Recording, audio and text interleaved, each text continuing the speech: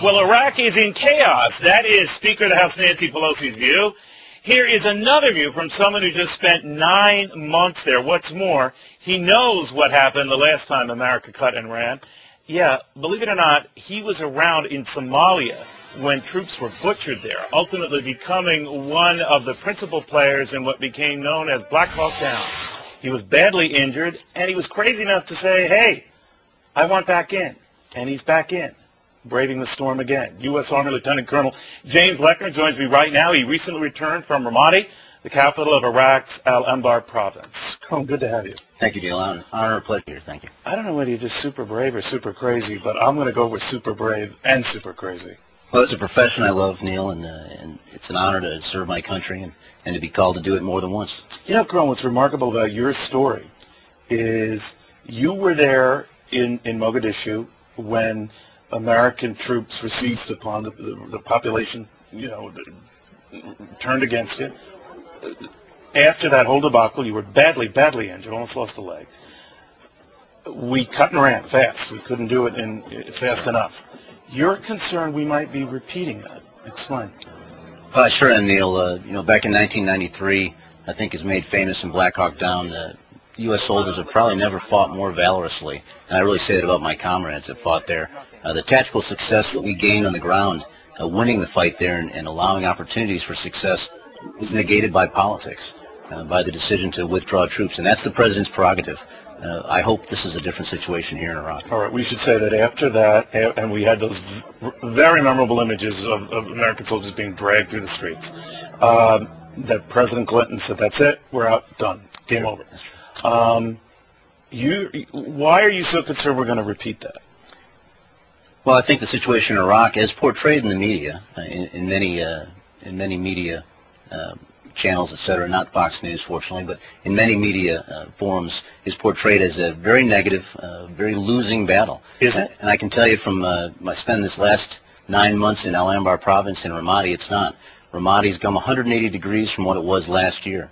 When my brigade, commanded by Sean McFarland, arrived in Ramadi last May, 2/3 of the city controlled by the enemy, less than 100 policemen on the force, no mayor, no services. Today we've got a mayor, we've got 5,000 policemen out front, we control every square foot of Ramadi. Lots of fighting left there to do, but 180 from what it was. The image we get here is that all of you guys are tired, you're fatigued, you can't keep going, you're depressed by the headlines you're getting from back home, and you're saying that if the experts want you out, we're out. Is that true? Well, I would say to a degree, of course, we're in our 5th year of the war on terror. At least a lot of guys are serving their 3rd tour now in Iraq. The guys who replaced us, 3rd tour in Iraq. So to a degree, there is some fatigue, but we all signed up for this. We're all dedicated to doing this. And when guys are on the ground, they can clearly see what needs to be done, especially in a place like Ramadi where we're fighting Al-Qaeda.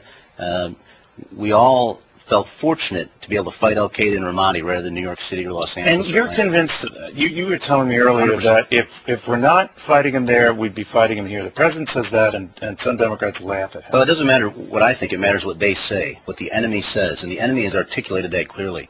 The majority of the people that are keeping things going, maybe not the soldier on the street or the fighter on the street, but the people that are keeping things going in this insurgency are 100% dedicated to Islamic Jihad, to the tenets of Al-Qaeda and destroying this country. All right, well, people like Congressman Martha, Nancy Pelosi say they're looking out for you guys. They don't want more harm to come your way. That's why they're talking about timetables, that sort of thing. Well, I would say the biggest message that goes from trying to establish timetables, it gives the enemy an option for success. The enemy knows, and he has known throughout this fight, that he is not being effective, he's not winning. And just when that happens, when things are turning around for coalition forces in our efforts, they get a chance to win by being offered a timetable. All they have to do is survive that long if we give them a timetable. And so that's one of the worst ramifications of setting timetables. All right, when you're with the Iraqi police force, we're told that they're ill-equipped, still not ready.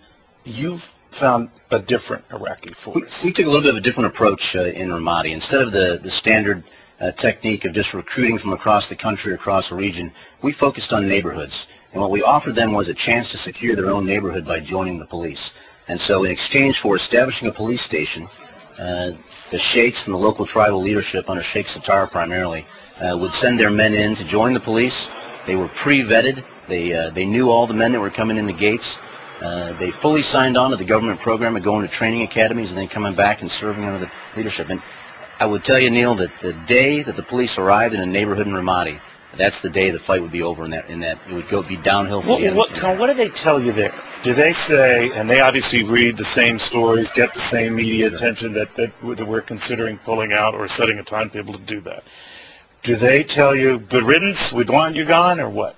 I think without a doubt the people of Iraq, across the board generally, see the coalition forces in the U.S. as the lesser of two evils between Al-Qaeda and coalition forces. Once they come in and get to know us, we did not have any problems. We established very strong ties. What do they think of Iran? Without a doubt, the average Iraqi would tell you that Iran is the key to evil behind any kind of issue in the world right now. So in other words, if you left, they're convinced Iran would be running. Without a doubt, they see that as the biggest threat. They feel like their government is overly influenced by Iran, and they feel like Iran is the biggest threat to their country right now. How are you holding up through this? I'm doing great. Again, I'm just honored to serve. I love my job. I love my profession. I'm happy for the opportunity, and especially when you put it in the context of the kind of battle we're fighting against Al-Qaeda.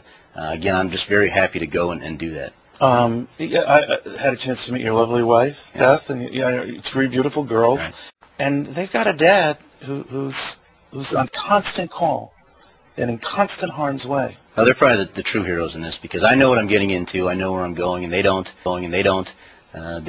They have to suffer through things like extensions and other things that I completely support, and they're necessary, but they're the ones that have to kind of suffer in silence at home. All right. Well, they've got a hero in their midst. They're not too shabby themselves.